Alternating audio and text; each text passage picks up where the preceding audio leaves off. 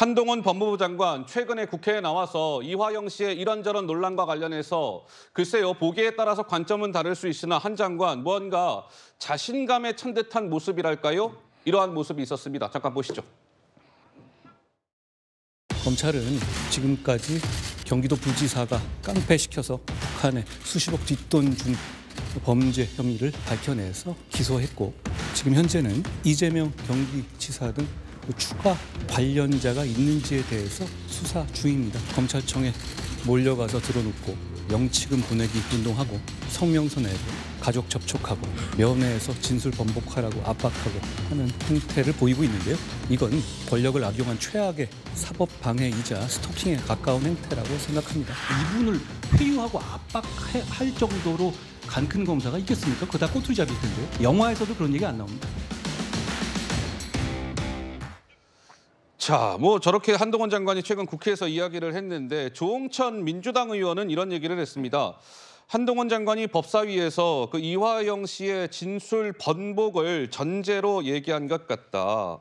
그래서 민주당이 화들짝 놀라서 대응하는 것도 이화영 씨의 진술 번복, 심경 변화가 있기 때문인 듯하다. 그러면서 검찰은 아마도요, 국회가 막 돌아갈 때 회기 중에 이재명 대표에 대한 구속영장을 청구할 것 같습니다.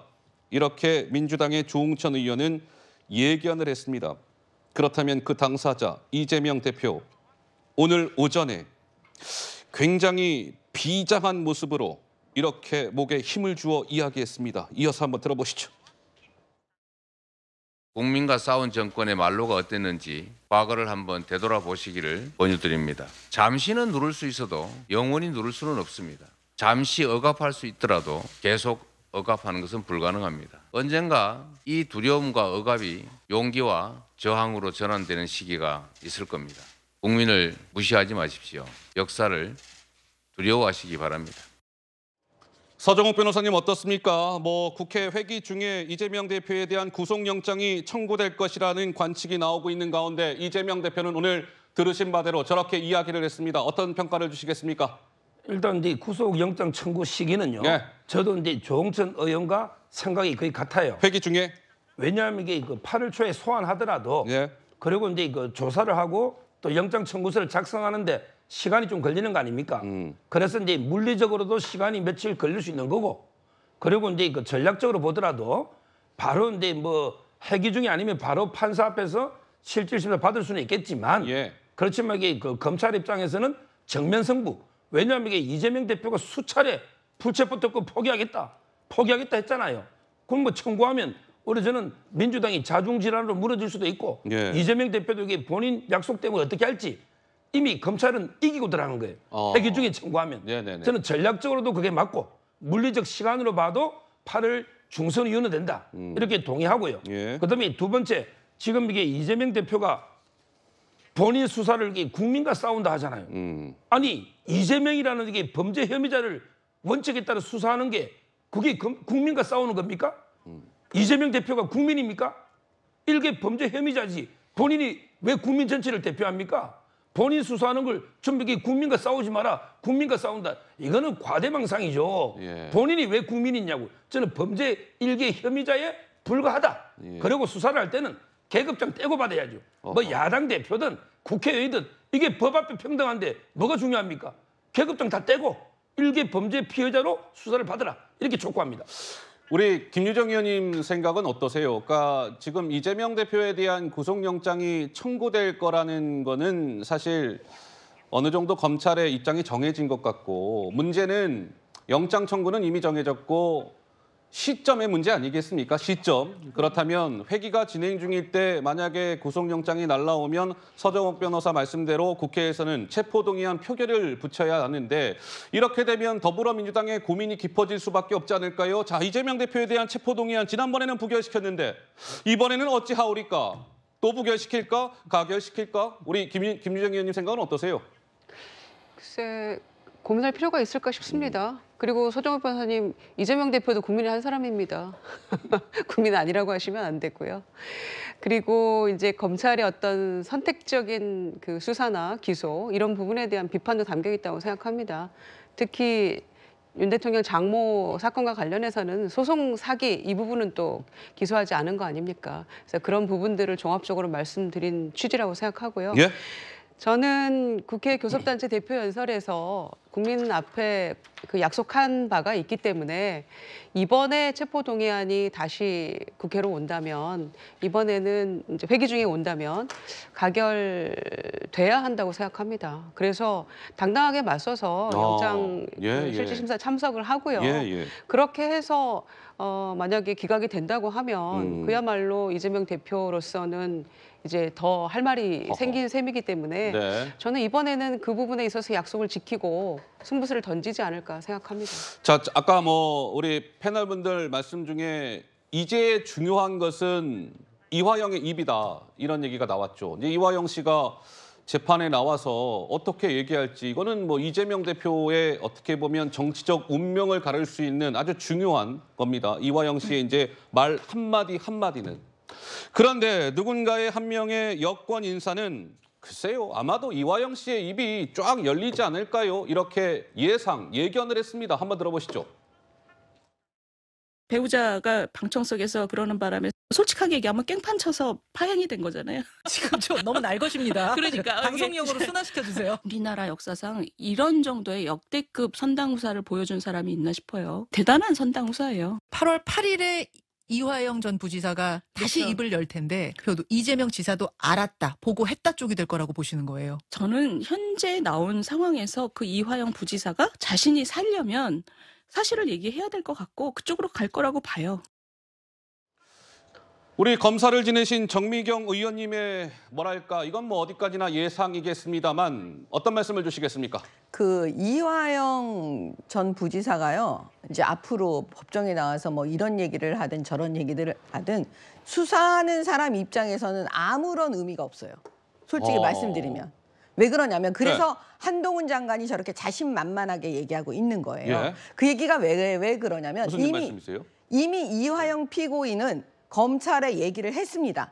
이재명 대표한테 다 사전 보고했다고 진술을 번복한 게 아니고 이제 실토를 한 거죠. 네. 그러면 실토를 했는데 옥중 그 부인의 탄원서가 들어가고 아무튼 그 구체적인 어떤 얘기가 있었는지 모르겠지만 본인이 또 그걸 번복하는 그 옥중 편지를 내보냈잖아요. 국민들한테. 그럼 수사하는 사람 입장에서는 어떤 의미가 있냐면 이제 이미 이화영 피고인의 진술은 신빙성이 엄청 떨어지는 상황인 거예요. 이렇게 말하든 저렇게 말하든 그러면 김성태 쌍방울 회장의 그 말이 더 신빙성이 높아져 버린 거예요. 이미. 그러면 이제 김성태 회장이 얘기하는 줄줄 얘기하는 그 부분에 맞춰서 이 사건이 그 이제 진실로 가는 그런 이제 모양새가 돼버린 거예요. 그렇기 때문에 여기서 이화영 전 지사가 법정에 나와서 사실은 이재명 대표가 이렇게 했다라고 실토를 하든 아니면 또 그것을 부인하는 어정쩡한 얘기를 하든 상관없이 그 검사들한테는 이제는 다 게임이 끝났다. 이제 이런 생각이 드는 거고요. 법원 판사도 거의 같은 입장으로 생각할 거라고 보여지기 때문에요. 지금 언론이나 정치권에서 앞으로 이화영 전 지사가 법정에 나와서 뭐라고 말할지 그거에 주목된다 그렇지만 저는 이미 게임 끝났다고 생각합니다. 이재명 대표를 향한 구속영장은 청구가 될 거고요. 그 영장 실질심사만 한다면 법원에서 발부할 가능성이 거의 99.99입니다. 정미경 최고께서는 지난번 어느 인터뷰에서도 만약에 이재명 대표에 대한 이 대북 송금 관련해서 이 대표에 대해서 영장이 청구가 돼서 이 대표가 영장 실질 심사라는 것을 받게 되면 그 판사가 영장을 발부할 확률은 99.99%다. 지금 이런 말씀을 주셨는데 오늘도 같은 말씀을 하셨습니다. 그런데 박원석 의원님 어떻습니까? 이재명 대표는 만약에 영장 심사를 받게 되면 보통 우리가 구속을 하는 때의 사유는 딱 두 개잖아요. 증거인멸, 도주. 근데 제1야당 대표니까 뭐랄까 어디 도망갈 확률은 낮다라고 보고 그렇다라고 한다면 이재명 대표의 구속 여부를 좌지우지할 부분은 중요한 포인트는 증거인멸 이 부분이 아닐까 싶은데 우리 박원석 의원님은 좀 어떻게 보시는지요? 그렇겠죠. 근데 이제 법원의 판결에 대해서 미리 앞서서 이럴 것이다 저럴 것이다 예단하는 것이 별로 의미가 없습니다. 그대로 되는 것도 아니고요. 통상 도주와 증거인멸의 우려가 있을 때 구속이 구속영장이 되죠. 발부되는데 예. 제1야당의 대표가 뭐 도주의 우려가 있다고 보지는 않을 거 아닙니까? 그럼 결국에 이제 증거인멸의 우려를 법원이 얼마나 중하게 보느냐 여기에 달려 있을 것 같은데요.